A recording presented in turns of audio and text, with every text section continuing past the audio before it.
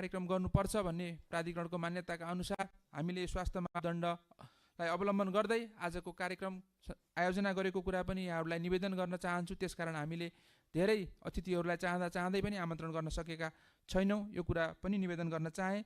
अब यति कुरा गर्दै अब अघिल्लो प्रस्तुति छ, हामीले गोर्खा भूकम्पपछिको शीघ्र पुनर्निर्माण गर्ने उद्देश्यले, भौतिक क्षतिको शीघ्र पुनर्निर्माण गर्ने उद्देश्यले राष्ट्रिय पुनर्निर्माण प्राधिकरण स्थापना भयो।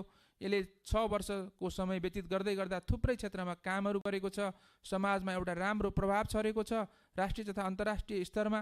र ती कामहरू के कस्ता भए, यसले समाजमा उत्थानशील समाज निर्माणमा के कस्तो योगदान पुर्यायो र आगामी दिनमा कसरी अगाडि बढ्न सकिन्छ भन्ने विषयको प्रस्तुति रहेको छ।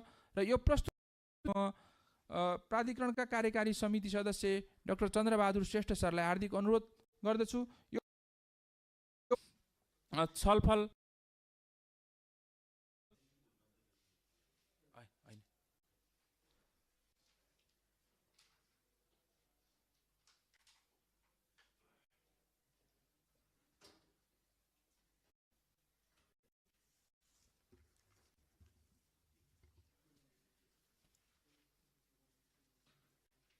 presentation material.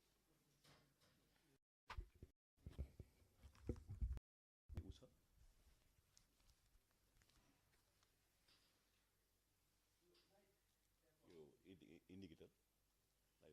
I said. Yes कार्यक्रमका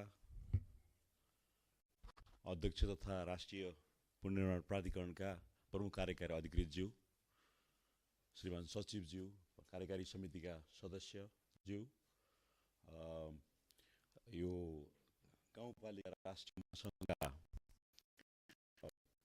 अध्यक्षज्यू, भर्चुअली कनेक्ट हुनुभएका हाम्रा स्टियरिङ कमिटीका सदस्यज्यूहरू, विभिन्न दात्री संस्थाहरू, सरकारी विभिन्न निकाय तथा दात्री संस्थाहरूबाट प्रतिनिधित्व गर्नुभएका सम्पूर्ण महानुभावहरू, आजको यो 6औं स्मृति दिवस मनाइराख्दाखेरिमा हाम्रा जुन फिलिङहरू छन्, अनुभूतिहरू छन्, तिनीहरू एक किसिमको सम्बर किसिमका अनुभूतिहरू छन्। तर त्यसो हुँदाहुँदै पनि हामीले जुन हिजो धरहराको समुद्घाटन गर्न सफल भयौँ, त्यसबाट एक किसिमबाट त्यो स्थिति पटाक्षेप भइसकेको अनुभव हुन थालेको छ। Now I would like to communicate in English because there are a number of participants, English speaking participants. That's why I would like to change my mode of communication to English. So what I will do this morning is to present the achievements what we made during the period of last 6 years.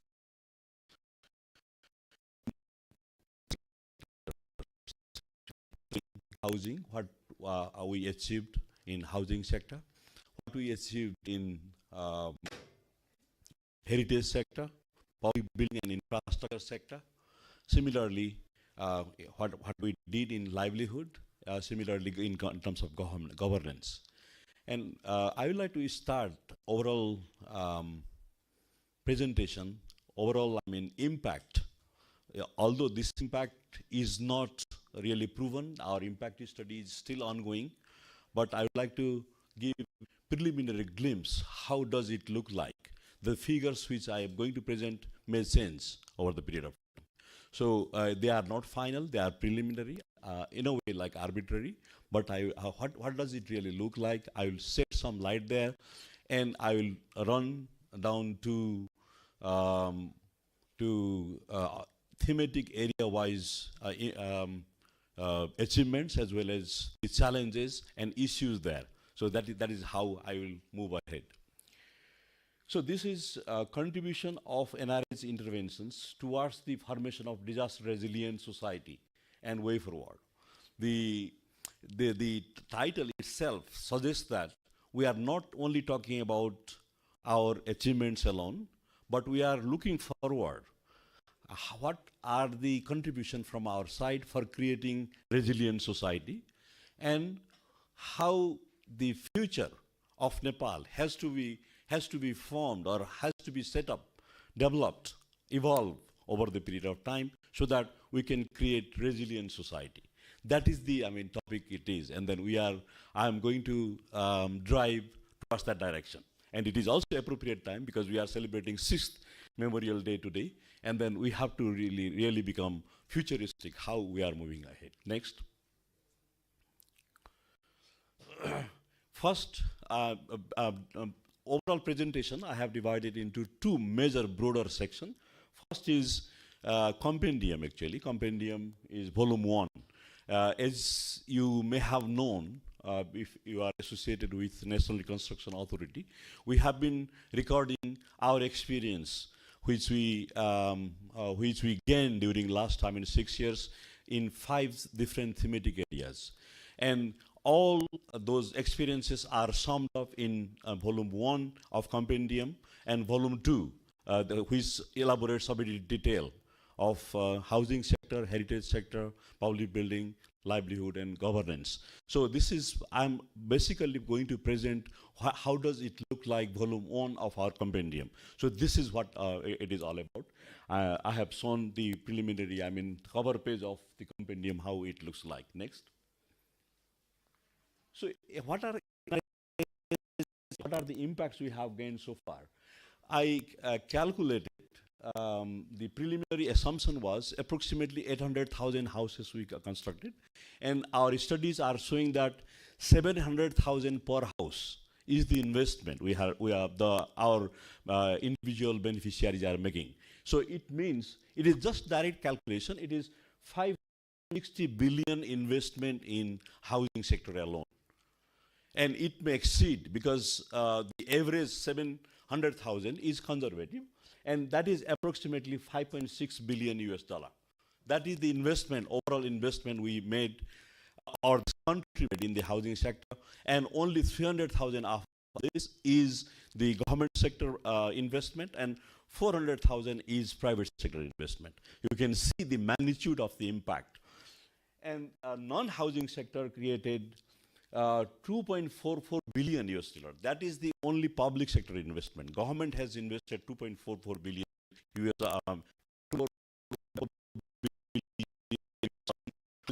which includes heritage, which includes public building, infrastructure, as well as livelihood. So that is the magnitude of investment.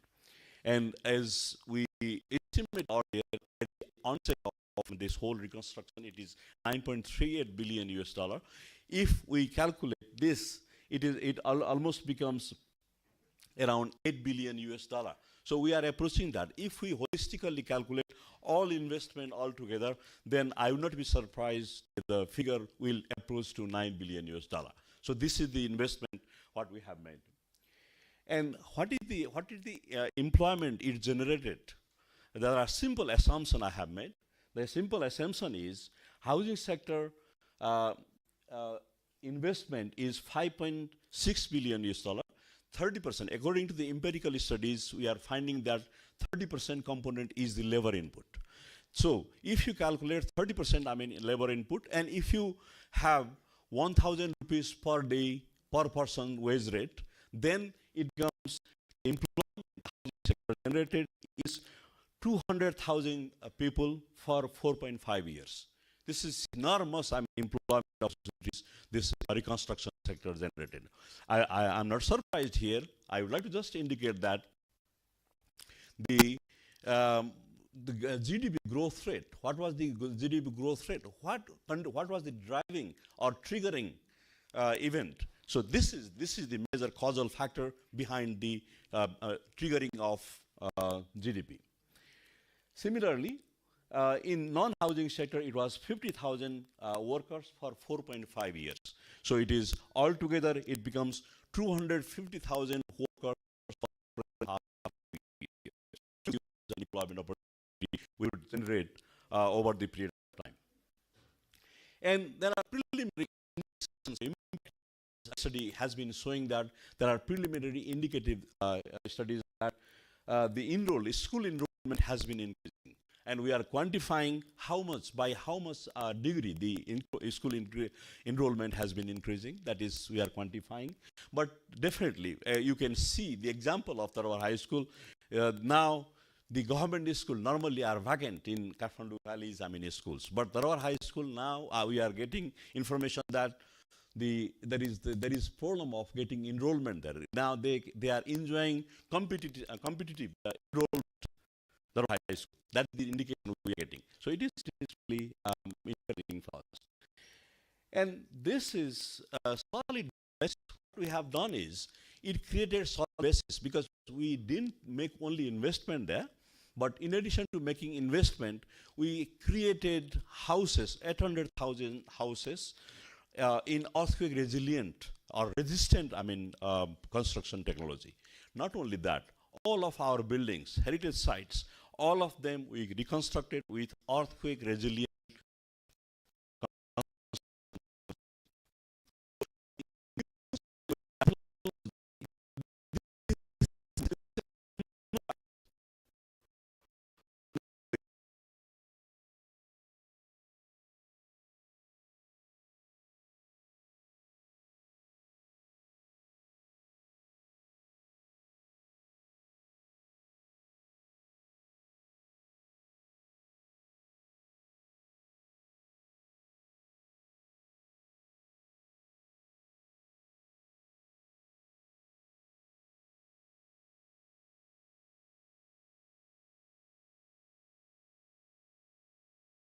To the whole society, at least 32 districts. And how to take this learning in 32 districts to the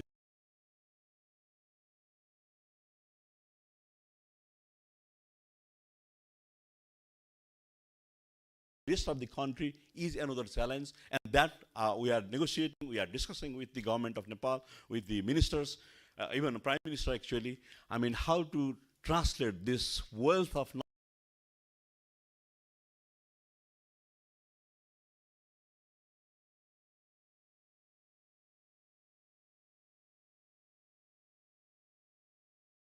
knowledge to the rest of the district is the primary state level challenge we are facing with. And another in banking sector, we brought all people in 32 districts under banking framework. Why? By banking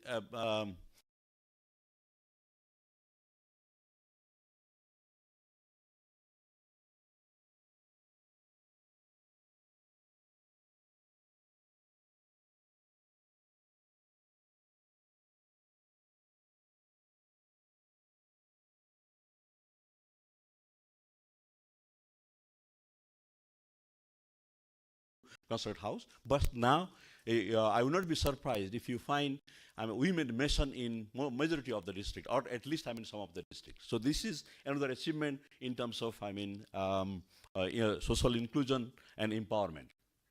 Similarly, we brought all, we treated everybody in equal footing. For example, 300,000 to everybody. By doing that, we didn't discriminate the rich with the poor. So a proportionate, subsidy to poor was enormous. 300,000 giving to rich person with 1 billion rupees wealth, or giving 300,000 to the person who has 10 lakh, 1 million wealth of property. It makes a lot of difference actually. So this uniformity, this is egalitarian type of, our intervention was extremely important, and then we were successful there. And capacity development, we trained thousands and thousands of government employees. A lot of people came into National Reconstruction Authority, government bureaucrats like you here in this room. They are exposed. What is the construction management? What is how this type of intervention can be made? They are exposed. If all future interventions, those people who work with us are our ambassadors. They will be influencing over the period of time. That achievement we made. We trained 3,000, approximately 4,000 engineers, and they will be climbing their corporate corporate ladder and they are the future, secretaries, they are future chief of the, corporate agencies, consulting companies. So we train them in earthquake resilient construction technology, and they are taking the baton from our side, and then they are our basis for creating resilient Nepal. And building code, enhance awareness. I mentioned before already the enhanced, technological intervention that we created.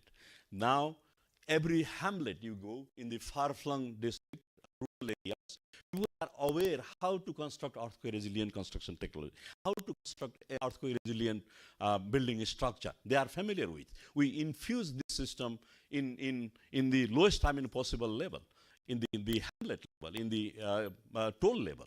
So this is another achievement we made. This is the enormous, gigantic intervention from our side. I think that we can claim.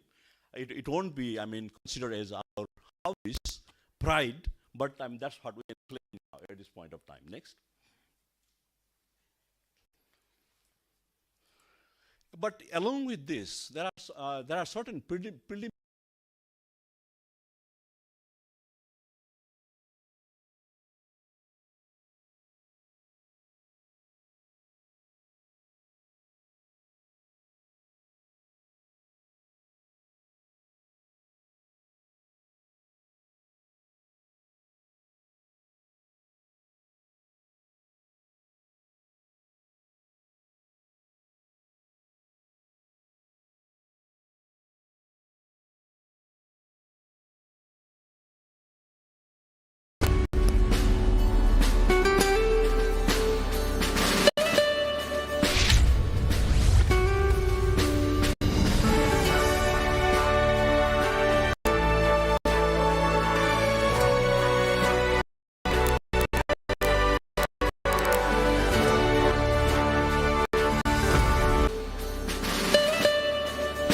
जीवन बीमा गरौं, निश्चिन्त बनौं, अधिकतम प्रतिफल र सुरक्षा पनि। नेपाल सरकारको स्वामित्व रहेको राष्ट्रिय बीमा संस्थान जीवन बीमा गर्ने अब तपाईको पालो। निजी क्षेत्रको पहिलो आयुर्वेदिक अस्पताल ओम धन्वन्तरी आयुर्वेद अस्पताल, धुम्बाराही, काठमाडौँ।